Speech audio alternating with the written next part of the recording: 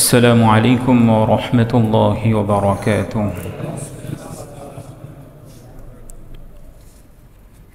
الحمد لله الذي من علينا بالإسلام، ونشهد أن لا إله إلا الله وحده لا شريك له، ونشهد أن سيدنا وسندنا ومولانا محمدا عبده ورسوله، صلى الله تعالى عليه وعلى آله وأصحابه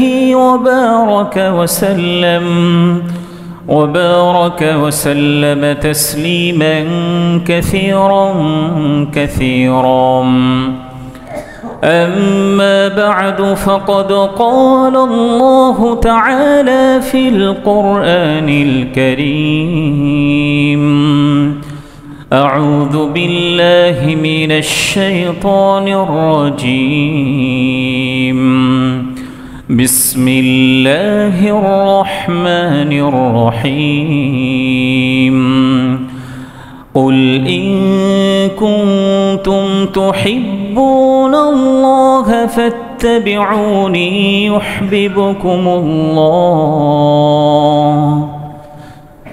يحببكم الله ويغفر لكم ذنوبكم، والله غفور رحيم.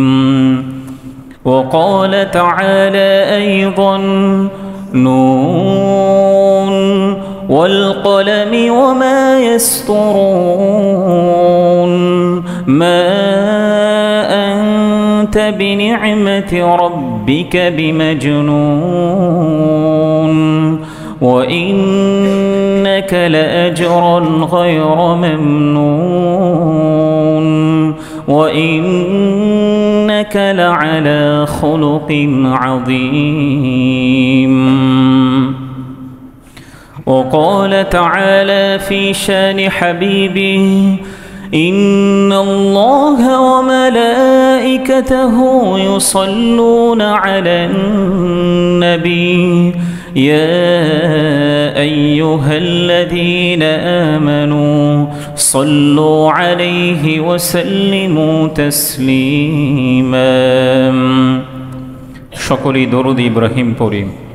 اللهم صل على محمد وعلى آل محمد كما صليت على إبراهيم وعلى آل إبراهيم إنك حميد مجيد. اللهم بارك على محمد وعلى آل محمد كما باركت على إبراهيم وعلى آل إبراهيم إنك حميد مجيد. আলহামদুলিল্লাহ, শুরুতেই সে মহান আল্লাহ তাআলার কৃতজ্ঞতা আদায় করছি, শুকরিয়া প্রকাশ করছি যে মহান আল্লাহ তাআলা আমাদেরকে ঈমানের মতো মহা দৌলত দিয়ে সম্মানিত করেছেন এবং সপ্তাহের শ্রেষ্ঠতম দিনে আগে আগে মসজিদে এসে ইবাদতে লিপ্ত থাকার তৌফিক দিয়েছেন। এই জন্য আমরা মহান আল্লাহ তাআলার কৃতজ্ঞতা আদায় করি, আলহামদুলিল্লাহ। দরুদ ও সালাম পেশ করছি বিশ্ব মানবতার মুক্তির দূত, সকল নবীদের সর্বশ্রেষ্ঠ নবী এবং সর্বশেষ নবী, যার অসীম ত্যাগ, ভাষাতীত কোরবানি আর অফরন্ত সাধনার বরকতে আমরা ইসলাম নামক একটি সুন্দর ধর্ম পেয়েছি। এই জন্য সেই প্রিয়তম ব্যক্তির প্রতি দরুদ পড়ি সাল্লাল্লাহু আলাইহি ওয়াসাল্লাম। সুস্থতা কামনা করছি যারা অসুস্থ থাকা সত্ত্বেও মসজিদে এসেছেন। আমরা আল্লাহ তাআলার কাছে দোয়া করছি, আল্লাহ রাব্বুল আলামিন যেন সকলকে পরিপূর্ণ সুস্থতা দান করেন। মাগফিরাত কামনা করছি আমাদের যে সকল আত্মীয় স্বজন আল্লাহ তাআলার সান্নিধ্যে চলে গেছেন, আল্লাহ রাব্বুল আলামিন যেন সকলকে জান্নাতের সর্বোচ্চ মর্যাদা দান করেন।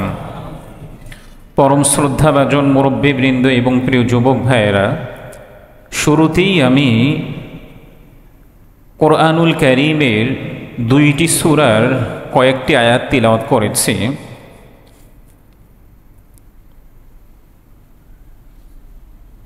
গত জুমাতেও আমরা নবীজি সাল্লাল্লাহু আলাইহি ওয়াসাল্লামের জীবনী একেবারেই শুরুর দিকের আলোচনা করছিলাম। নবীজি সাল্লাল্লাহু আলাইহি ওয়াসাল্লাম যখন নবুয়ত প্রাপ্ত হয়েছিলেন, নবুয়ত প্রাপ্ত হওয়ার পরে দীর্ঘ 3 বছর পর্যন্ত তিনি গোপনীয়ভাবে ইসলামকে প্রচার এবং প্রসার করেছিলেন। দীর্ঘ 3 বছর পরে আল্লাহ রাব্বুল আলামিন যখন তার উপরে কোরআনুল কারীমের একটি আয়াত অবতীর্ণ করলেন, ওয়ানযির আশীরাতাকাল আকরাবিন, আপনার নিকট আত্মীয় যারা আছে তাদেরকে আপনি সতর্ক করুন। এই আয়াতটি অবতীর্ণ হওয়ার পর থেকে নবীজি সাল্লাল্লাহু আলাইহি ওয়াসাল্লাম প্রকাশ্যে ইসলামকে প্রচার করতে শুরু করলেন। প্রকাশ্যে ইসলাম প্রচারের পরে নবীজি সাল্লাল্লাহু আলাইহি ওয়াসাল্লামের সঙ্গী যারা ছিলেন, যারা ইসলামে ফিরে এসেছিলেন, আল্লাহকে এক বলে স্বীকার করেছিলেন এবং নবীজি সাল্লাল্লাহু আলাইহি ওয়াসাল্লামকে শেষ নবী হিসাবে বিশ্বাস করেছিলেন, তাদের উপরে নির্যাতনের স্টিম রোলার চালানো যে হয়েছিল এই বিষয়ে কিঞ্চিত আলোচনা করেছিলাম। আজকের আলোচনার প্রারম্ভেই আমি আপনাদের কাছে একটি প্রশ্ন উত্থাপন করতে চাই। এই পৃথিবীতে সবচেয়ে বেশি প্রশংসা হয় কার?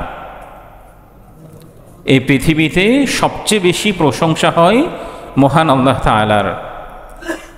আমাদের স্রষ্টা, আমাদের রিজিক দাতা, আমাদের সৃষ্টিকর্তা, আমাদের সম্মান এবং অপমানের মালিকও আল্লাহ তাআলা। এবং এই পৃথিবীতে যা কিছু ইতিপূর্বে ঘটেছে এবং এখন ঘটছে এবং পরবর্তীতে ঘটবে, এর সব কিছুই জানেন কে? আল্লাহ তাআলা। আমাদের জন্মেরও 50,000 বছর পূর্বে আল্লাহ তাআলা সব কিছুই লিখে রেখেছেন, যে আমি কোথায় যাব, আমার রিজিক কোথা থেকে প্রাপ্ত হব, আমার বিবাহ কোথায় হবে, আমার মৃত্যু কোথায় হবে এবং কোন দেশে আমি যাব, এই বিষয়টিও আল্লাহ তাআলা লিখে রেখেছেন।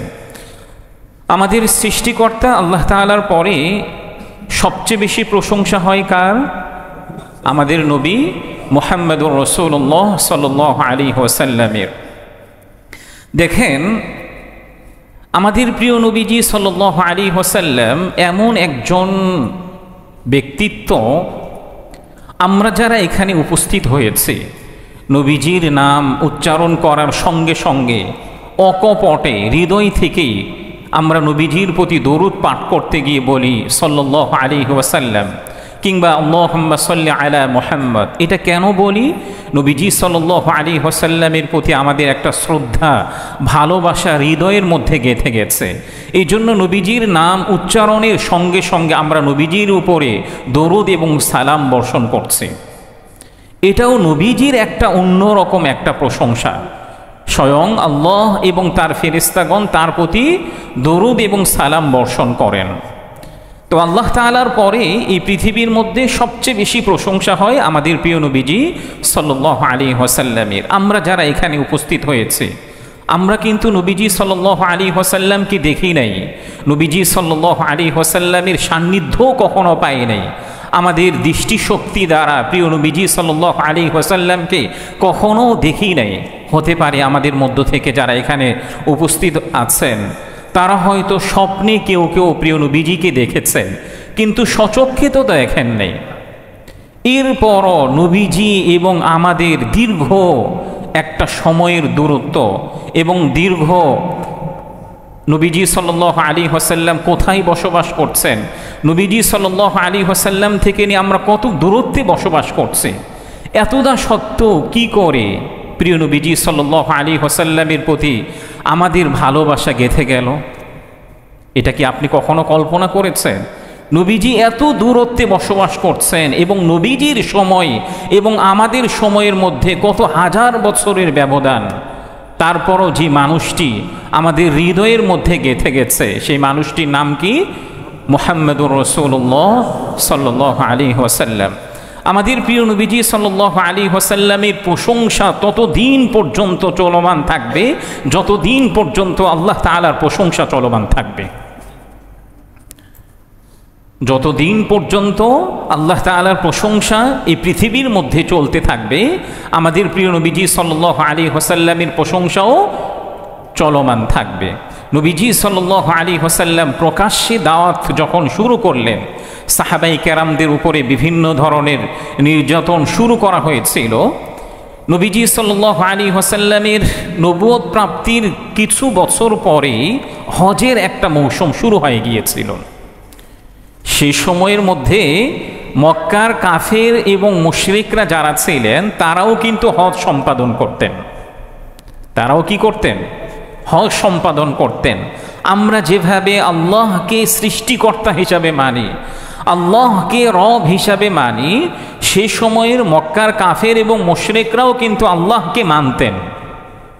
কিন্তু আমরা আল্লাহকে এক বলে স্বীকার করি, কিন্তু সে সময়ের মক্কার কাফের এবং মুশরিকরা আল্লাহকে একক স্রষ্টা হিসাবে স্বীকার করতেন না। এটাই মূলত পার্থক্য। আমরা একক স্রষ্টা হিসাবে স্বীকার করি, কিন্তু মক্কার কাফের এবং মুশরিকরা কি করতেন না? একক স্রষ্টা হিসাবে স্বীকার করতেন না। নবীজি সাল্লাল্লাহু আলাইহি ওয়াসাল্লাম দেখলেন যে কিছুদিন পরই হজের মৌসুম শুরু হচ্ছে, আর হজের মৌসুম শুরু হলেই বিশ্বের বিভিন্ন প্রান্ত থেকে লোকজনরা এখানে একত্রিত হবে, আল্লাহ তাআলার ইবাদতকে তারা পালন করবে। নবীজি সাল্লাল্লাহু আলাইহি ওয়াসাল্লাম এই সময়টাকে সুবর্ণ সুযোগ মনে করলেন। তিনি ইচ্ছে করলেন যে এই সময়ের মধ্যে পৃথিবীর দিক দিগন্ত থেকে যত মানুষ আসবে তাদের কর্ণকুহরে আমি ইসলামের বাণীগুলোকে পৌঁছে দিব। এদিকে নবীজি সাল্লাল্লাহু আলাইহি ওয়াসাল্লাম চিন্তা করছিলেন, আর এদিকে কি মক্কার কাফের এবং মুশরিকরা বসে আছে? এই জন্য একটি প্রবাদ বাক্য আছে, শত্রুদেরকে কখনোই দুর্বল ভাবতে নাই। শত্রুদেরকে কি করতে নাই? কখনোই দুর্বল ভাবতে নাই। মক্কার কাফের এবং মুশরিকরা যারা ছিলেন তারাও এই বিষয়টা চিন্তা করলেন যে মুহাম্মদের ধর্মের দিকে যেভাবে মানুষ আকর্ষিত হচ্ছে, না জানি পৃথিবীর দিক দিগন্ত থেকে মানুষরা যখন মক্কাতে আগমন করবে, মুহাম্মদের কথার মধ্যে এমন মিষ্টতা আছে, এমন সুমিষ্টতা আছে, যেই শোনে সেই ইসলামের মধ্যে ফিরে আসে। কাফের মুশরিকরা চিন্তা করার পরে তারা সেই সময়ে মুশরিকদের অন্যতম একজন নেতা ওলীদ ইবনে মুগীরা, তার গৃহে তারা একত্রিত হলো। একত্রিত হওয়ার পরে এই বিষয়গুলি উত্থাপন করলো। ওলীদ ইবনে মুগীরা সেও বলল, হ্যাঁ বিষয়টি তো আমিও চিন্তা করছি, এই সিচুয়েশনটাকে আমরা কিভাবে মোকাবেলা করব। কতিপয় কাফির মুশরিকরা বললেন যে ঠিক আছে, আমরা মক্কার প্রতিটা অলিতে গলিতে আমরা এক একজন ব্যক্তিকে নিযুক্ত করব, এবং ওই ব্যক্তিটি যত হাজিগণ আসবে তারা চিৎকার দিয়ে বলতে থাকবে, মক্কার মধ্যে একজন মুহাম্মদ নামে একজন ব্যক্তি আছে, সে গণক, ওই গণকের কাছে তোমরা যাবে না। ওলীদ ইবনে মুগীরা সে তো নেতা টাইপের ব্যক্তি ছিল। মক্কার যে কতিপয় শীর্ষস্থানীয় নেতাগণ ছিলেন, আবু জাহালের মতো ওলীদ ইবনে মুগীরা অন্যতম একজন নেতা। তারা যখন একটা অফার দিলেন, প্রস্তাব দিলেন যে মুহাম্মদকে আমরা গণক বলবো, ওলীদ ইবনে মুগীরা বললেন, না, মুহাম্মদ তো গণক কখনোই হতে পারে না, কারণ গণকরা স্বাভাবিকভাবে তারা গুনগুন করতে থাকে, কিছু একটা বলতে থাকে, কিন্তু মুহাম্মদের মধ্যে তো এই বৈশিষ্ট্যটা আনা নেই, এই জন্য আমরা মুহাম্মদকে গণক বলতে পারি না। তখন কতিপয় কাফের মুশরিকরা বললেন যে ঠিক আছে, আমরা তাহলে মুহাম্মদকে পাগল বলে চিৎকার করতে থাকব, যেন মানুষ পাগলের কথা শুনে মুহাম্মদের কাছে আর কেউই না যায়। ওলীদ বললেন যে না, মুহাম্মদকে পাগলও বলা যাবে না, কারণ পাগলের মধ্যে যে বৈশিষ্ট্যগুলি থাকে, পাগলের যে সকল কার্যক্রমগুলি থাকে, মুহাম্মদের মধ্যে কোনো ধরনের কোনো পাগলের কার্যক্রম নেই। মুহাম্মদকে আমরা পাগলও বলতে পারি না। কতিপয় মুশরিকরা আবারও বললেন যে ঠিক আছে, আমরা মুহাম্মদকে কবি বলে আখ্যায়িত করব। মক্কার প্রতিটা অলিতে গলিতে আমরা বলবো যে মুহাম্মদ একজন কবি, এই কবির কাছে তোমরা কেউ কখনো যাবে না। ওলীদ ইবনে মুগীরা ওই নেতা বললেন যে দেখো, আমি তোমরা এখানে যারা উপস্থিত হয়েছ তোমাদের সকলের চেয়ে আমি আমার কাব্যরীতি সম্পর্কে ভালো অবগত আছি। মুহাম্মদ যে কখনোই কবি নয় এটা আমি জানি, কারণ কাব্যরীতির যে একটা রুলস আছে এটা আমি জানি। মুহাম্মদ তো কবি হতে পারে না, আমরা তাকে কবিও বলতে পারি না।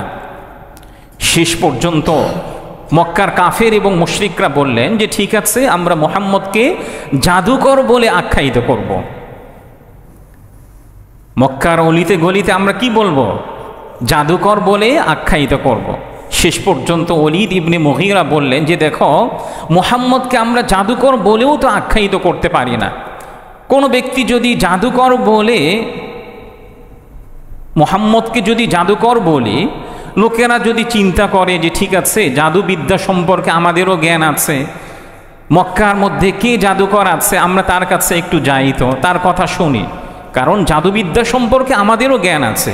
মুহাম্মদের কথা এমন সুমিষ্ট যে কেউ শুনবে মুহাম্মদের প্রেমে পাগল হয়ে যাবে। শেষ পর্যন্ত ওলীদ ইবনে মুগীরা বললেন যে ঠিক আছে, মক্কার প্রতিটা অলিতে গলিতে আমরা লোক নিযুক্ত করব এবং প্রত্যেক দেশের যে কোনো প্রান্ত থেকে যখন লোকেরা হজে আসবে তাদের কর্ণকুহরে আমরা পৌঁছে দিব যে মুহাম্মদ একজন পাগল, এই পাগলের কাছে তোমরা কখনোই যাবে না। শেষ পর্যন্ত এই সিদ্ধান্তক্রমেই পুরো হজের সফরে প্রত্যেকটা ব্যক্তিদের কর্ণকুহরে এই কথাটি পৌঁছানো হয়েছিল যে মুহাম্মদ একজন জাদুকর। এই জাদুকরের কাছে তোমরা কেউই জানবে না। যে কথাটি তারা পূর্ব থেকে সন্দেহ করেছিল এটাই বাস্তবায়িত হয়েছে। দেশের বিভিন্ন প্রান্ত থেকে, বিশ্বের বিভিন্ন প্রান্ত থেকে লোকেরা যখন আসলেন, তারা চিন্তা করছেন আরে মুহাম্মদের নাম তো এই প্রথম শুনলাম, মক্কার ব্যক্তিরা তাকে জাদুকর বলে আখ্যায়িত করছে, আমাদেরও তো জাদুবিদ্যা সম্পর্কে কিছু জানাশোনা আছে, আচ্ছা ঠিক আছে মুহাম্মদের কাছে আমরা যাই তো। এই কথা শুনে যেই নবীজির কাছে যেত আর নবীজি সাল্লাল্লাহু আলাইহি ওয়াসাল্লাম তাদেরকে ইসলামের বাণীগুলি, কোরআনুল কারীমের কথাগুলি তাদেরকে শোনাতেন, তারাই মুহাম্মদের কাছে গিয়ে ইসলাম ধর্ম গ্রহণ করত। তাহলে হিতে বিপরীত হয়েছে কিনা বলেন?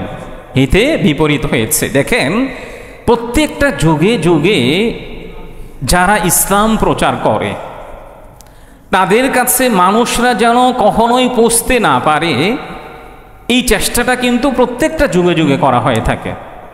সেই সময়ের মধ্যে নবীজি সাল্লাল্লাহু আলাইহি ওয়াসাল্লামকে পাগল বলে আখ্যায়িত করা হয়েছিল, গণক বলে আখ্যায়িত করা হয়েছিল, জাদুকর বলে আখ্যায়িত করা হয়েছিল।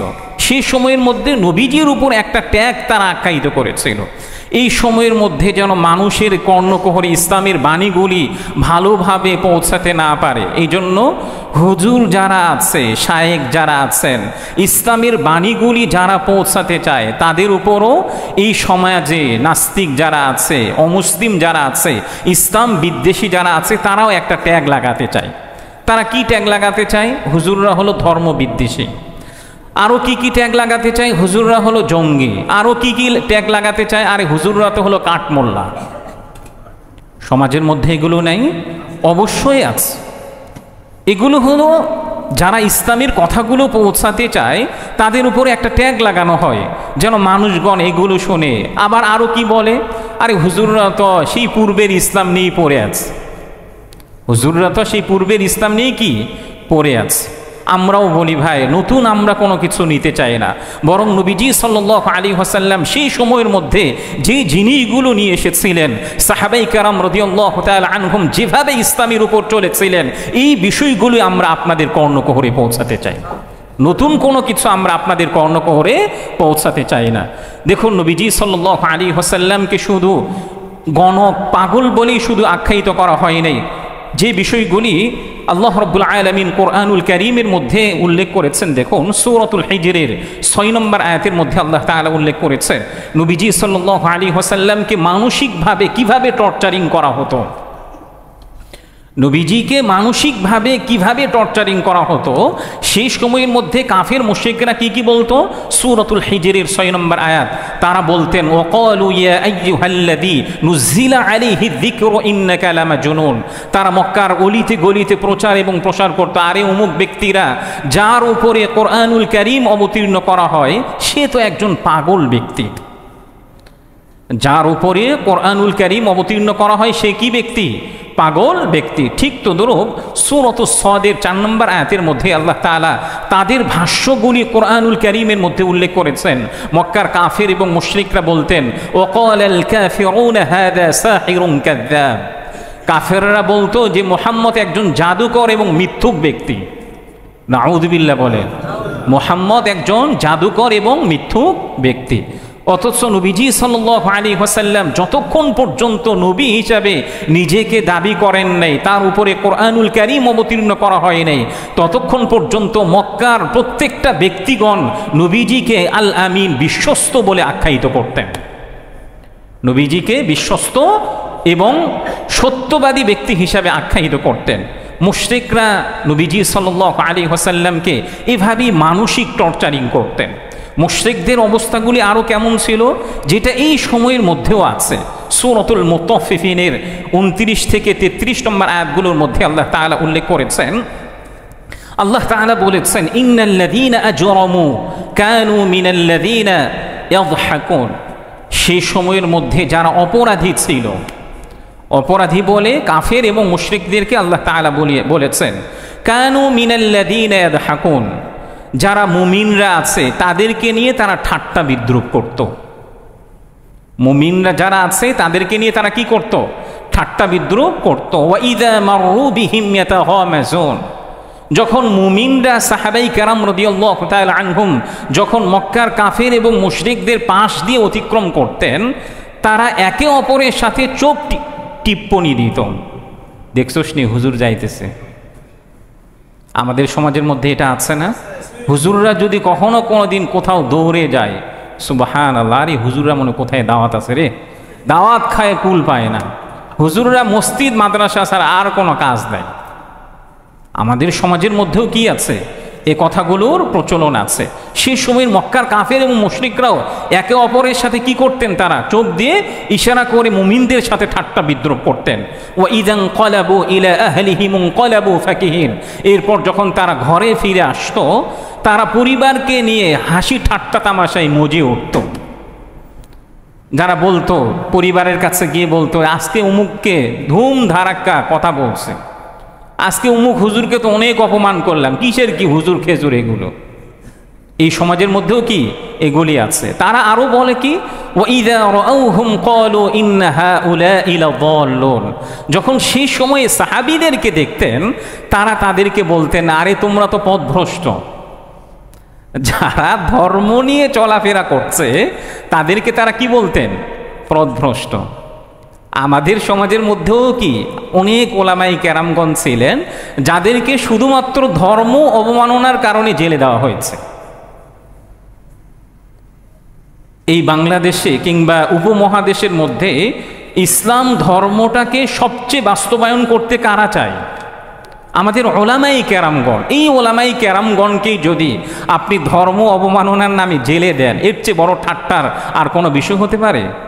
আমাদের উলামায়ে কেরামগণ, বাংলাদেশের সম্মানিত হাফেজগণ যারা আছেন, তারা কোরআনুল কারীমকে সবচেয়ে বেশি সম্মান করে, সবচেয়ে বেশি শ্রদ্ধা করে, মানুষদেরকে কোরআনুল কারীম পড়ার জন্য অনুপ্রাণিত করে, উৎসাহিত করে, এবং কোরআনুল কারীমের সাথে কোনো ধরনের কোনো যদি বেয়াদবি না হয় এটার জন্য মানুষদেরকে অনুপ্রাণিত করে। আপনি যদি এই হাফেজদেরকে, এই আলেমদেরকে বলেন যে এই আলেমরাই কোরআনুল কারীমকে পুড়িয়েছে, বলা হয় নাই? কথা বলেন, বলা হয়েছে কিনা? যে আলেমরা কোরআনুল কারীমকে সবসময় সম্মানের দৃষ্টিতে দেখে এবং নিজের জীবনের চেয়ে কোরআনুল কারীম এবং ইসলামকে সম্মান দেওয়ার চেষ্টা করে, এই আলেমদেরকে আপনি, এই আলেমরা কিভাবে কোরআনুল কারীম পড়াতে পারে? এই জন্য সেই সময়ের মধ্যে সাহাবাই কেরাম রাদিয়াল্লাহু তাআলা আনহুমদেরকে যেভাবে পথভ্রষ্ট বলে আখ্যায়িত করা হয়েছিল, এই সময়ের মধ্যেও কিছু দেখবেন নাস্তিক এবং ইসলাম বিদ্বেষী যারা আছে, ইসলামকে নিতে পারে না, নিজের ইগোতে লাগে, তারাও দেখবেন যে হুজুরদেরকে বিভিন্ন ধরনের ট্যাগ দেওয়ার চেষ্টা করতে থাকেন। দেখেন রাসূলুল্লাহ সাল্লাল্লাহু আলাইহি ওয়াসাল্লামের উপরে যে নির্যাতনগুলি করা হয়েছিল, এর মধ্য থেকে ইবনু ইসহাক রহমতুল্লাহ আলাইহি বলেন, যেটা ইবনে হিশামের মধ্যে উল্লেখ করা হয়েছে, নবীজি সাল্লাল্লাহু আলাইহি ওয়াসাল্লাম যখন নামাজের মধ্যে দাঁড়াতেন, নবীজি সাল্লাল্লাহু আলাইহি ওয়াসাল্লাম যখন কাবার আশেপাশে সালাতের মধ্যে দাঁড়াতেন, সালাতের মধ্যে যখন তিনি সিজদায় যেতেন, মক্কার কাফের এবং মুশরিকরা নবীজি সাল্লাল্লাহু আলাইহি ওয়াসাল্লামের মাথার উপরে উটের নাড়ি ভুঁড়ি, ছাগলের নাড়ি ভুঁড়ি তার উপরে নিক্ষেপ করতেন। উকবা ইবনে মুঈত, যে শয়তানদের মধ্য থেকে একজন অন্যতম শয়তান ছিল, মক্কার কাফের এবং মুশরিকদের নেতাদের মধ্য থেকে অন্যতম একজন নেতা ছিল, যেটি সহিহ বুখারীর 240 নম্বর হাদিসের মধ্যে উল্লেখ করা হয়েছে। নবীজি সাল্লাল্লাহু আলাইহি ওয়াসাল্লাম একবার তিনি সালাতের মধ্যে গিয়েছেন, সালাতের মধ্যে যাওয়ার পরে তিনি সিজদায় গিয়েছেন।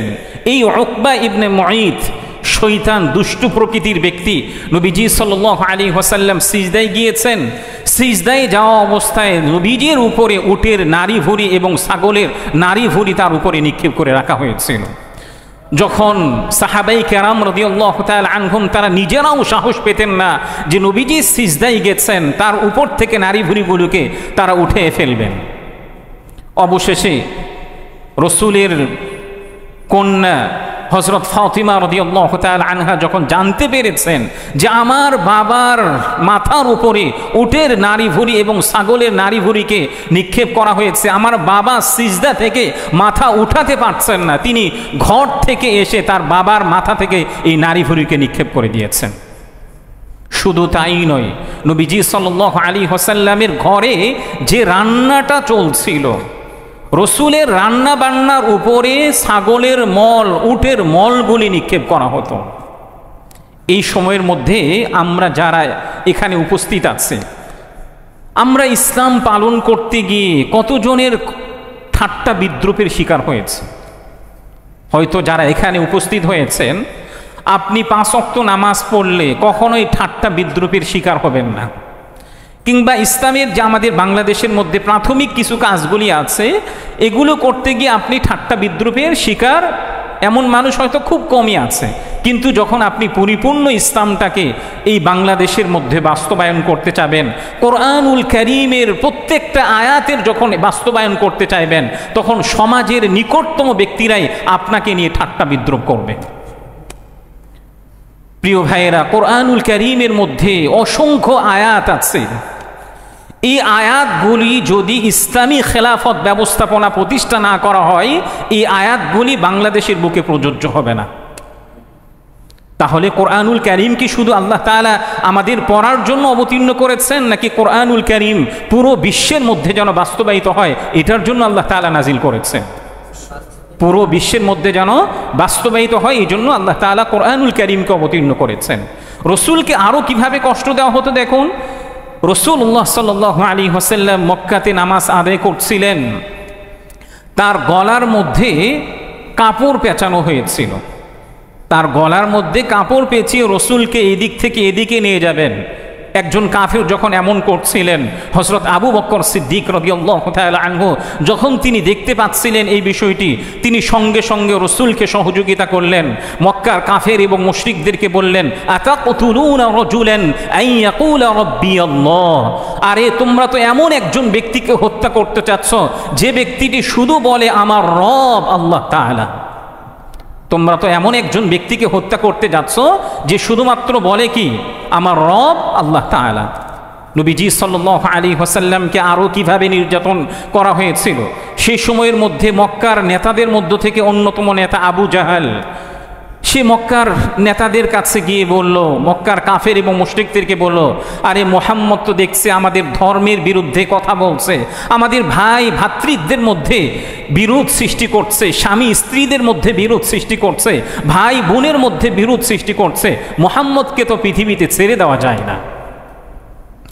ঠিক আছে, আমি তোমাদের কাছে একটা প্রমিস করলাম, আগামীকাল মুহাম্মদ যখন মসজিদুল হারামের আশেপাশে সালাত আদায় করবে, একটা বড় পাথর নিয়ে গিয়ে মুহাম্মদের উপর ওই পাথরটি আমি নিক্ষেপ করব।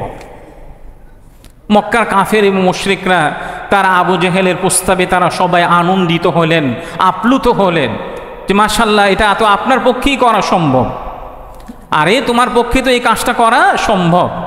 আবু জেহেল তাদের সাথে চুক্তি অনুযায়ী পরবর্তী দিন যখন রাসূলুল্লাহ সাল্লাল্লাহু আলাইহি ওয়াসাল্লাম কাবার পাশের সালাত আদায় করছিলেন, রসুল সিজদায় গিয়েছেন, আবু জাহেল বিশাল বড় একটি পাথর নিয়ে রসুলকে হত্যা করার জন্য যখন উদ্যত হয়েছিলেন, হঠাৎ করে মক্কার কাফের এবং মুশরিকরা দেখছেন আবু জাহেল দ্রুত গতিতে পিছনের দিকে ফিরে আসতেন। আবু জাহেল দ্রুত গতিতে পিছনের দিকে ফিরে আসতেন। মক্কার অন্যান্য কাফির মুশরিকরা বললেন যে কি ব্যাপার, তুমি না মুহাম্মদকে হত্যা করতে গিয়েছিলে, কেন তুমি পিছনে ফিরে আসছো এবং দ্রুত ফিরে আসছো কেন? তোমার শরীরের মধ্যে এমন ঘাম আমরা দেখছি কেন? আবু জাহাল তখন বললেন যে মুহাম্মদকে যে পাথর নিয়ে আমি হত্যা করার জন্য উদ্যত হয়েছি, মুহাম্মদের পাশে আমি এমন একটা উট দেখেছি, এমন ঘাড়ওয়ালা উট, এমন মাথাওয়ালা উট এবং এমন দাঁতওয়ালা উট কখনোই আমি জীবনে দেখি নাই। রাসূলুল্লাহ সাল্লাল্লাহু আলাইহি ওয়াসাল্লামকে জিজ্ঞাসা করা হয়েছিল, ইয়া রাসূলুল্লাহ, ইয়া হাবিবাল্লাহ, এটার রহস্য কি? তখন রাসূলুল্লাহ সাল্লাল্লাহু আলাইহি ওয়াসাল্লাম বলেছিলেন, স্বয়ং হযরত জিবরিল আলাইহিস সালাতু ওয়াস সালাম উটের রূপ ধারণ করে আমার সঙ্গে বসেছিলেন। আবু জেহেল যদি আমাকে হত্যা করার জন্য উদ্যত হতো, তাহলে হযরত জিবরিল আলাইহিস সালাতু ওয়াস সালাম আবু জেহেলকে আছাড় মেরে তাকে হত্যা করে ফেলতো। এভাবেই আল্লাহ রাব্বুল আলামিন নবীজি সাল্লাল্লাহু আলাইহি ওয়াসাল্লামকে হেফাজত করেছেন এবং সংরক্ষণ করেছেন। নবুয়তের ৬ষ্ঠ বছর, নবুয়তের ৬ষ্ঠ বছরের পূর্বেই মক্কার কাফের এবং মুশরিকরা নবীজি সাল্লাল্লাহু আলাইহি ওয়াসাল্লামকে যে ব্যক্তিটি সবচেয়ে বেশি সহযোগিতা করেছেন, সবচেয়ে বেশি সমর্থন দিয়েছেন, সে ব্যক্তিটির নাম কি? রাসূলুল্লাহ সাল্লাল্লাহু আলাইহি ওয়াসাল্লামের সম্মানিত চাচা আবু তালিব। মক্কার কাফির এবং মুশরিকরা সম্মানিত চাচা আবু তালিবের কাছে গিয়ে বললেন, আবু তালিব, আপনি যদিও মুহাম্মদের ধর্মে ফিরে যান নাই, কিন্তু মুহাম্মদকে তো সবসময় সাপোর্ট দিয়ে যাচ্ছেন। এমন যদি হয় তাহলে কিন্তু আপনার সঙ্গে আমরা সম্পর্ক রাখব না, আমরা আপনার সঙ্গে যুদ্ধে লিপ্ত হব। হয় আপনার বংশধারা জীবিত থাকবে অথবা আমাদের বংশধারা জীবিত থাকবে, অন্যথায় মুহাম্মদকে আমাদের হাতে আপনি সোপর্দ করে দিন। রাসূলুল্লাহ সাল্লাল্লাহু আলাইহি ওয়াসাল্লামের সম্মানিত চাচা আবু তালিব মক্কার কাফের এবং মুশরিকরা তার কাছ থেকে চলে যাওয়ার পরে রাসূলুল্লাহ সাল্লাল্লাহু আলাইহি ওয়াসাল্লাম তার সম্মানিত চাচা আবু তালিবের কাছে এসেছেন। নবীজি সাল্লাল্লাহু আলাইহি ওয়াসাল্লামকে পুরো ঘটনা তিনি শুনিয়ে দিলেন যে মক্কার কাফের মুশরিকদের নেতারা আমার কাছে এসেছিলেন এবং তারা আমি যেন তোমাকে তাদের হাতে সোপর্দ করি এই বিষয়টা তারা অফার করেছেন। নবীজি সাল্লাল্লাহু আলাইহি ওয়াসাল্লামকে আরও বললেন যে ভাতিজা, তুমি যেভাবে চলছো এই কাজটা তুমি ছেড়ে দিলে তুমিও ভালো থাকতে পারো, আমিও ভালো থাকতে পারি। আবু তালিব রাসূলুল্লাহ সাল্লাল্লাহু আলাইহি ওয়াসাল্লামকে বুঝাতে লাগলেন। তখন নবীজি সাল্লাল্লাহু আলাইহি ওয়াসাল্লাম তার সম্মানিত চাচা আবু তালিবকে এমন চমৎকার একটি বাক্য তিনি শুনিয়ে দিয়েছিলেন যেটা পৃথিবীর ইতিহাসে স্বর্ণাক্ষরে লিখে রাখার মতো। নবীজি সাল্লাল্লাহু আলাইহি ওয়াসাল্লাম আবু তালিব তার সম্মানিত চাচাকে বলেছিলেন, ইয়া আম ওয়াল্লাহি লাউ ওয়াদাউ আশ-শামসা ফি ইয়ামিনি ওয়াল কমারা ফি ইয়াসারি على أن أترك هذا الأمر حتى يظهره الله أو أهلك فيهما تركتهم।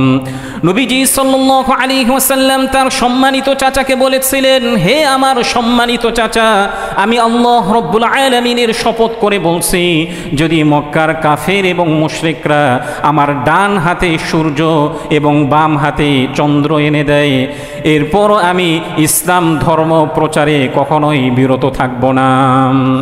হে আমার সম্মানিত চাচা, মক্কার কাফের এবং মুশরিকরা যদি তারা আমার ডান হাতে সূর্য এবং বাম হাতে চন্দ্র এনে দেয় এবং তাদের সাথে যদি আমি যুদ্ধ করতে থাকি, যতক্ষণ পর্যন্ত আমি ধ্বংস না হই ততক্ষণ পর্যন্ত আমি দিনের কাজ থেকে এক বিন্দু পরিমাণও পিছনে সরে দাঁড়াবো না। নবীজি সাল্লাল্লাহু আলাইহি ওয়াসাল্লাম এমন একটি কথা তার সম্মানিত চাচাকে বললেন। নবীজি সাল্লাল্লাহু আলাইহি ওয়াসাল্লামের চাচার এই চাচা তার কথাটি শোনার পরে চাচার মনও গলিত হয়ে গেল এবং তার ভাতিজাকে বললেন যে ঠিক আছে ভাতিজা, তুমি তোমার কাজ করতে থাকো। দেখেন, এখান থেকে একটি শিক্ষণীয় বিষয় হচ্ছে, আমাদের কাজটা যদি বৈধ হয়ে থাকে, হৃদয়ের মধ্যে যদি কনফিডেন্স থাকে, নবীজি সাল্লাল্লাহু আলাইহি ওয়াসাল্লাম এমন একটা আত্মবিশ্বাসের সঙ্গে বলেছিলেন যে মক্কার কাফের এবং মুশরিকরা যদি আমার ডান হাতে সূর্য এবং বাম হাতে চন্দ্র এনে দেয়, তারপরও তো আমি দ্বীনের কাছ থেকে এক বিন্দু পরিমাণও বিরত থাকব না। মক্কার কাফের এবং মুশরিকরা কিংবা এই সময়ের মধ্যে ইসলাম বিদ্বেষীরা ইসলামকে নিয়ে যতই ঠাট্টা বিদ্রুপ করুক না কেন, কিংবা উলামায়ে কেরামদেরকে নিয়ে যতই ঠাট্টা বিদ্রুপ করুক না কেন, আমরা যে ইসলামের পথে আছি, ইসলাম থেকে কি এক চুল পরিমাণ আমরা পিছনে সরে দাঁড়াবো? এটা তো কখনোই হতে পারে না। ঠিক তদ্রূপ এটা শুধু আখেরাতের কাজের ক্ষেত্রে নয়, বরং দুনিয়াবি কাজের ক্ষেত্র। আপনি এমন একটা কাজে জড়িত হয়েছেন, আপনার আত্মবিশ্বাস আছে এবং আপনি জানতে পেরেছেন যে এটা একটি বৈধ কাজ, সমাজের কে কি বলল এটার দিকে কখনোই কোনোদিন পরোয়া করবেন না। যদি আপনি পরোয়া করেন তাহলে আপনি পিছনে চলে গেলেন। সমাজে কে কি বলল, কে কোথায় কি বলল, এটার দিকে কখনোই কোনোদিন পরোয়া করবেন না। হ্যাঁ, আপনার কাজটা যদি বৈধ হয় এবং আপনার কাজের উপর আপনার একটা কনফিডেন্স থাকে, আত্মবিশ্বাস থাকে, তাহলে এই কাজটি আপনি করেই যাবেন। এক সময় আল্লাহ রাব্বুল আলামিন আপনাকে সফলতা দান করবেন। নবুয়তের ৬ষ্ঠ বৎসর নবীজি সাল্লাল্লাহু আলাইহি ওয়াসাল্লামের সম্মানিত চাচা হযরত হামজা রাদিয়াল্লাহু তাআলা আনহু ইসলাম তিনি গ্রহণ করেছিলেন। নবীজি সাল্লাল্লাহু আলাইহি ওয়াসাল্লাম চাচ্ছিলেন মক্কার অন্যান্য নেতারা যারা আছে তারাও যেন ইসলামে ফিরে আসে। এই জন্য নবীজি সাল্লাল্লাহু আলাইহি ওয়াসাল্লাম মক্কার নেতাদের মধ্য থেকে অন্যতম একজন নেতা হযরত ওমর ইবনুল খাত্তাব রাদিয়াল্লাহু তাআলা আনহুর জন্য তিনি আল্লাহ তাআলার কাছে দোয়া করলেন, এবং আরেকজন নেতা আবু জাহাল ইবনে হিশাম, তার জন্য তিনি আল্লাহ তাআলার কাছে দোয়া করলেন। সুনানু তিরমিজির 3681 নম্বর হাদিসের মধ্যে উল্লেখ করা হয়েছে নবীজি সাল্লাল্লাহু আলাইহি ওয়াসাল্লাম স্বয়ং তাদের দুইজনের জন্য দোয়া করেছিলেন, তারা যেন হেদায়েতের পথে ফিরে আসে এবং আল্লাহকে এক বলে স্বীকার করে নেয় এবং নবীজিকে শেষ নবী হিসাবে বিশ্বাস করে। এই জন্য তিনি আল্লাহ তাআলার কাছে দোয়া করেছিলেন। হাদিসের মধ্যে উল্লেখ করা হয়েছে নবীজি সাল্লাল্লাহু আলাইহি ওয়াসাল্লাম বলেছিলেন, আল্লাহুম্মা ইজ্জাল ইসলাম بأحب الرجلين إليك بعمر بن الخطاب أو بأبي جهل بن هشام। নবীজি সাল্লাল্লাহু আলাইহি ওয়াসাল্লাম নবুয়তের ৬ষ্ঠ বৎসরে তিনি আল্লাহ রব্বুল আলামিনের কাছে দোয়া করেছিলেন, রব্বুল আলামিন দুই ব্যক্তির মাধ্যমে যাকে আপনার পছন্দ হয়, যাকে আপনি ভালোবাসেন, এর মধ্য থেকে হযরত ওমর ইবনুল খাত্তাব এবং আবু জাহাল ইবনে হিশাম, এই দুই ব্যক্তির যে কোনো একজনের ইসলাম গ্রহণের মাধ্যমে তুমি ইসলামকে শক্তিশালী করো। এই দোয়াটি করার কিছুদিন পরেই হযরত ওমর ইবনুল খাত্তাব রাদিয়াল্লাহু তাআলা আনহু তিনি ইসলামের মধ্যে ফিরে এসেছিলেন।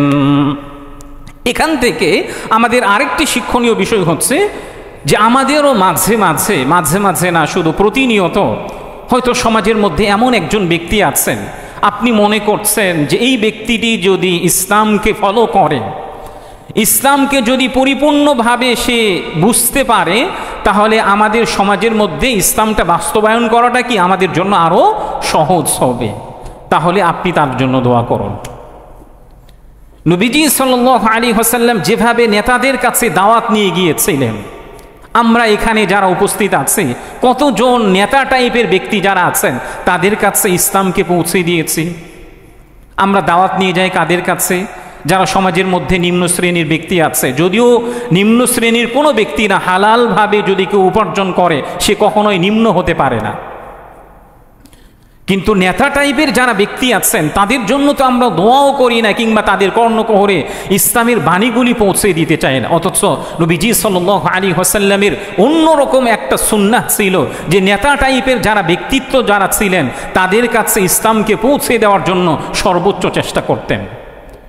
কেন দোয়া করতেন? তারা যদি হেদায়েত পেয়ে যায়, ইসলামের মধ্যে যদি ফিরে আসে, তাহলে সমাজের মধ্যে ইসলামটা বাস্তবায়ন করাটা কি আরও সহজ হবে। এই জন্য নবীজি সাল্লাল্লাহু আলাইহি ওয়াসাল্লাম নিজে দোয়া করতেন, যেটি সহিহ মুসলিমের 2721 নম্বর হাদিসের মধ্যে উল্লেখ করা হয়েছে। নবীজি বলতেন, আল্লাহুম্মা ইন্নী আসআলুকাল হুদা ওয়াত তুকা ওয়াল আফাফা ওয়াল গিনা। হে আল্লাহ, আমি আপনার কাছে হেদায়েত চাই, আমি আপনার কাছে তাকওয়া চাই, এবং আমি আপনার কাছে চারিত্রিক নিষ্কলুষতা চাই, সুস্থতা চাই এবং ধনাঢ্যতা চাই। নবীজি নিজে দোয়া করতেন। এই জন্য এই পৃথিবীর মধ্যে আল্লাহ প্রদত্ত যত নিয়ামত আছে এর মধ্য থেকে অন্যতম একটা নিয়ামত হচ্ছে হেদায়েতের নিয়ামত। আপনি আল্লাহকে চিনতে পারছেন, নবীজির সুন্নাহগুলি ফলো করছেন, আপনি মনে করবেন যে আল্লাহ আপনার উপর নিয়ামত বর্ষণ করছেন। এই জন্য প্রিয় ভাইয়েরা, নবীজি সাল্লাল্লাহু আলাইহি ওয়াসাল্লামের জীবদ্দশায় নবীজির জীবনী যদিগুলি আমরা পড়ি, তাহলে নবীজির প্রত্যেকটা জীবনীর অধ্যায় থেকে আমরা শিক্ষা অর্জন করতে পারবো। আল্লাহ তাআলা আমাদের সবাইকে নবীজি সাল্লাল্লাহু আলাইহি ওয়াসাল্লামের পদাঙ্ক অনুসরণ করার তৌফিক দান করেন। ওয়া আখিরু দাওয়ানা আনিল হামদুলিল্লাহি রাব্বিল আলামিন।